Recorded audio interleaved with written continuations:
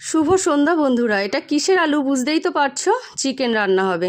কারণ সন্ধেবেলা আমার ননদরা সব আসছে, তাই চিকেন রান্না করব। কিন্তু আমি আজকে খাবো না, কিন্তু তাও ওদেরকে ভালো করেই রান্না করে দিচ্ছি।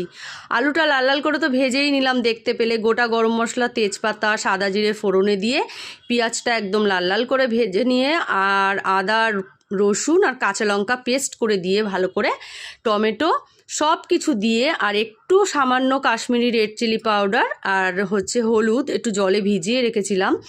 ভালো করে মশলাটাকে একদম কষিয়ে নিয়ে যখন তেল ছেড়ে দিয়েছে তখন আমি টক দইটা ফেটিয়ে রেখেছিলাম, সেটাও দিয়ে ভালো করে গ্রেভিটা তৈরি করে নিলাম।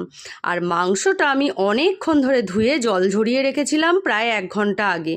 সেই মাংসটাই ভালো করে যখন মশলা থেকে তেল ছেড়ে দিয়েছে একদম কষিয়ে কষিয়ে রান্না করব বন্ধুরা। 1 ফোঁটা জল তো দেবই না, উপরন্তু চিকেনের যে জলটা বেরোবে সেটা পুরোটাই শুকনো করতে হবে।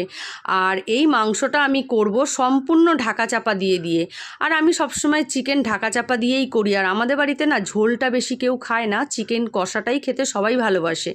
দেখো বন্ধুরা, নিজে না খেলে কি হবে, সবাইকে কিন্তু করে দিতে হবে। এমন না যে তুমি নিরামিষ খাও বলে তুমি অন্যের রান্নাটা করতে পারবে না, অবশ্যই করতে পারবে। যদি তুমি একটু উপোস করে থাকো বা যদি তুমি নিরামিষ খাও, নাকে একটা কাপড় চাপা দিয়ে অবশ্যই তুমি রান্নাটা করে দিতেই পারো, কোনো অসুবিধা নেই। আর সংসারে থাকতে গেলে সবার ভালো মন্দ দেখতে হবে।